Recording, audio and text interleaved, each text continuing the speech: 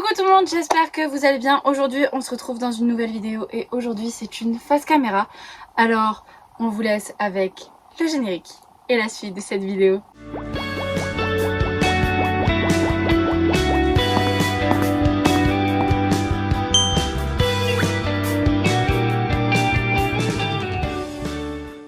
Alors aujourd'hui, comme vous l'avez vu dans le titre de cette vidéo, que ce soit sur la miniature, sur YouTube ou dans le générique, nous allons parler des peurs que nous avons peur justement de transmettre à Baby E qui est encore bien au chaud.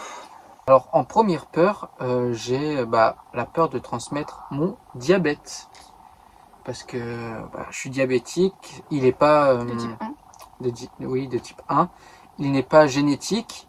Mais il y a des probabilités en fait pour que ce soit dans mes gènes et que derrière ça puisse se transmettre.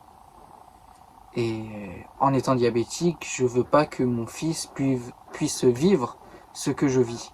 Parce que c'est de la fatigue mentale comme physique, du stress constant.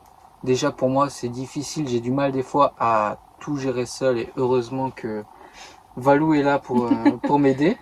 Oui, parce que sans moi il s'en sortirait pas je pense.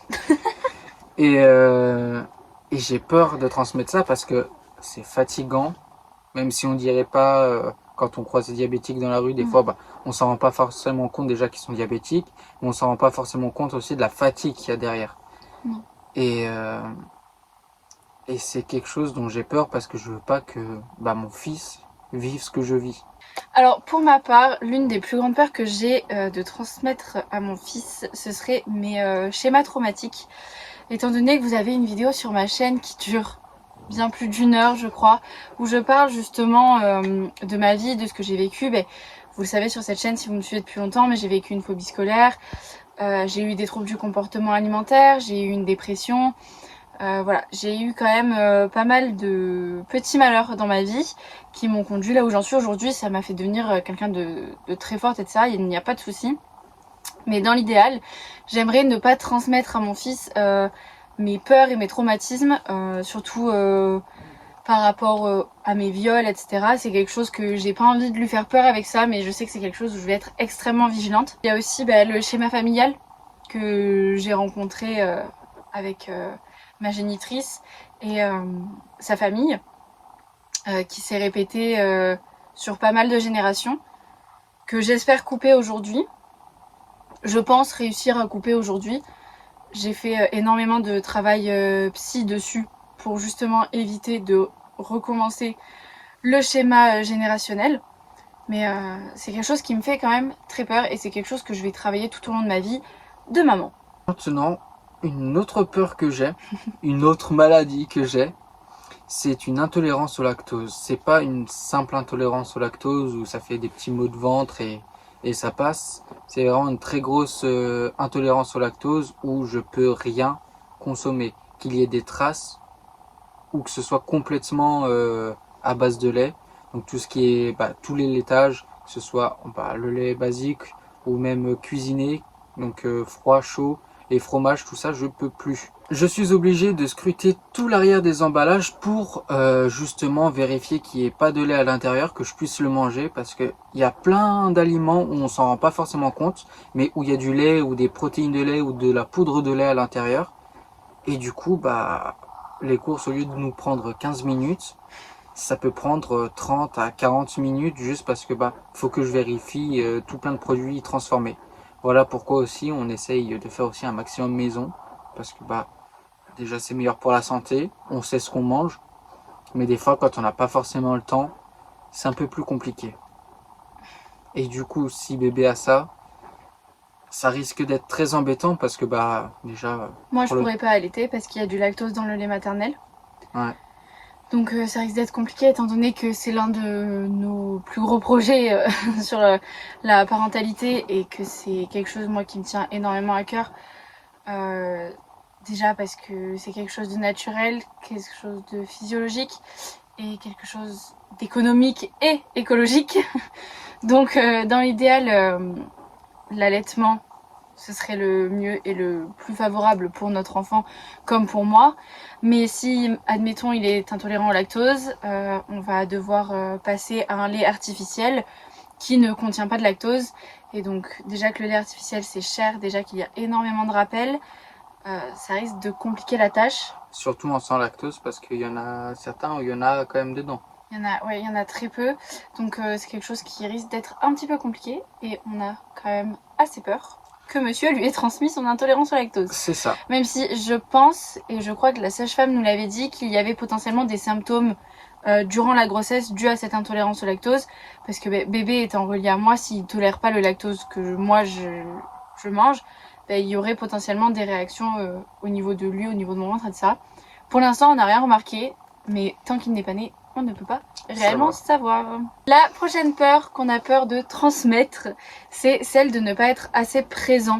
Oui. Notamment à cause du travail, que ce soit pour Nino ou pour moi, que ce soit au niveau mental, être potentiellement trop occupé, trop angoissé par le monde qui nous entoure, par les tâches ménagères.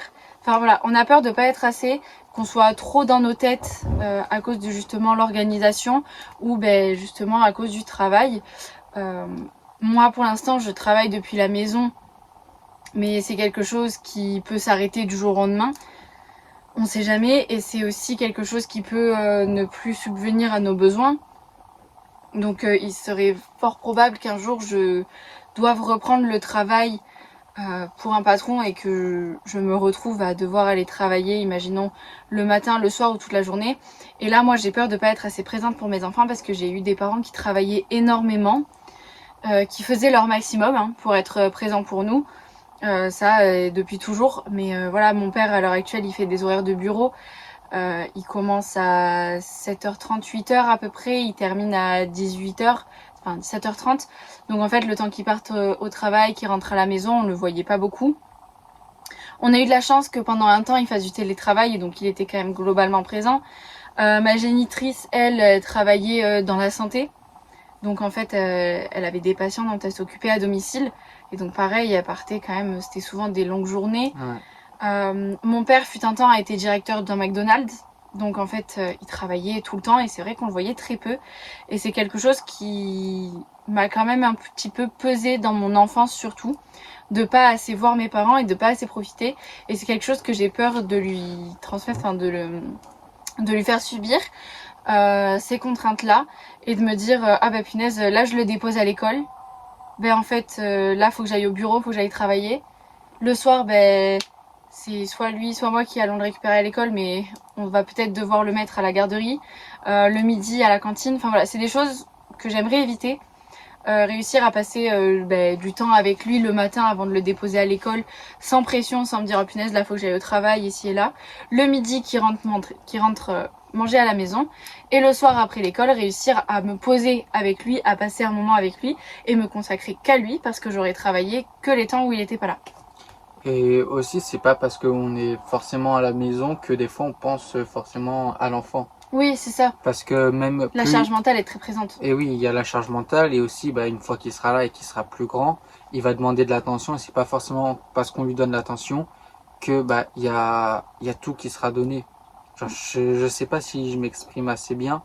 En gros, ce que je veux dire, c'est pas parce qu'on est présent aussi sentimentalement. Oui, c'est pas parce qu'on est présent physiquement qu'on est avec lui, que mentalement et psychiquement on sera forcément là et totalement disponible pour lui. Et ça c'est quelque chose qu'on aimerait éviter aussi. Oui. Voilà, d'être trop dans nos têtes. C'est ça. On a aussi une peur, c'est la peur liée au monde qui nous entoure. À l'environnement, à ce qui se passe en ce moment entre certains virus déjà qu'on entend parler, tout ce qui est géopolitique, les guerres, ce qui se passe en France aussi, intérieur dans nos frontières. Tout ça, c'est un monde qui fait peur, même pour tout le monde en fait, même si on n'en parle pas forcément. Et même certaines personnes trouvent en fait ça un peu, un peu égoïste d'élever un enfant dans ce monde-ci. Nous, on veut un enfant, on a décidé d'avoir un enfant. C'est pas aussi pour lui montrer que la peur qu'on peut ressentir, mais même s'il y a toute cette peur, on va tout rationaliser. Et pour finir, la dernière peur qu'on a, c'est celle de lui transmettre nos propres angoisses. Alors je vais prendre un exemple qui risque de vous faire extrêmement rire. J'ai la phobie des cochons. Voilà. Une très grosse phobie au niveau des cochons. C'est-à-dire que pour vous prendre un exemple qui est normalement mignon dans les Disney, vous avez Puha dans Vaiana. Dans le 1, tout va bien. Dans le 2, il me fait extrêmement peur. On l'a vu au cinéma, j'étais en PLS à chaque fois qu'il arrivait à l'écran. Et là, dans Vaiana, le live action qui va sortir, les bandes d'annonces me mettent mal à l'aise quand il est là. Voilà. Voir un cochon malheureusement décédé à la boucherie ou quoi, même là, ça me fait peur. J'ai peur qu'il vienne me manger. Voilà. C'est totalement irrationnel, mais c'est une peur que... c'est idiot, mais j'ai peur de la lui transmettre. Même dans le voyage de Chihiro, j'ai peur des cochons. Le seul cochon où ça passe, c'est Peppa Pig. Et encore, elle me met mal à l'aise. Ouais, bah après c'est elle met mal à l'aise tout le monde. Mais genre ça va en vrai. Oui. Donc, pour en revenir au sujet principal, c'est que c'est une peur que moi j'ai et que j'aimerais ne pas transmettre à notre enfant. Et donc, là, ce sera à Nino de gérer pour lui montrer faire en sorte des cochons. Pour faire en sorte qu'il n'ait pas peur des cochons et lui expliquer que les cochons sont inoffensifs. Bah, techniquement, c'est inoffensif. Après, si derrière t'entraînes des cochons à manger de la chair humaine... Arrête, j'ai peur déjà. C'est sûr que derrière, ils vont être un peu agressifs dès qu'ils voient... Dès qu'ils voient des hommes.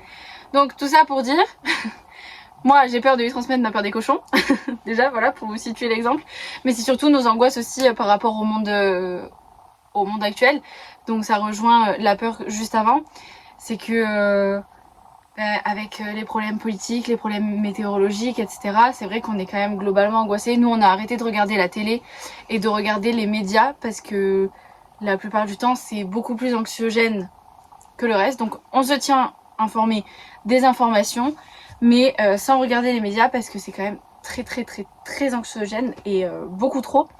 Oui, à chaque fois qu'on allume la télé et que c'est sur une chaîne d'info, il s'est passé ci, ça et là, que des trucs mauvais. C'est que oui. Alors que des fois il y a des trucs qui sont bien et personne n'en parle. Donc ça c'est une peur qu'on a peur de transmettre, justement. Peur de lui transmettre nos angoisses, de ne pas réussir à faire en sorte de passer outre nos angoisses et ce qui entraîne notre charge mentale. Oui. Et donc de lui transmettre des angoisses inutiles. Voilà, vous avez aussi l'exemple, imaginons les problèmes d'argent dans le couple. Parfois ça peut arriver, pour X ou Y raison. Un travail, ça peut se perdre. Voilà. Et ça c'est quelque chose aussi qu'on va essayer d'éviter d'en parler à notre enfant. Pareil, les disputes dans le couple, c'est quelque chose qu'on va essayer de préserver. On va essayer de le préserver de ça. On va essayer de faire en sorte que ce qui reste au sein du couple, reste au sein du couple. Si on a des comptes à régler, qu'on le fasse qu'entre nous et pas devant...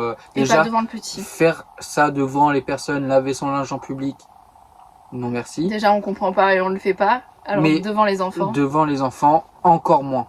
Donc voilà. Parce qu'ils n'ont pas à connaître en fait nos embrouilles, nos mépris entre nous, si on en a. Heureusement, il n'y en a pas.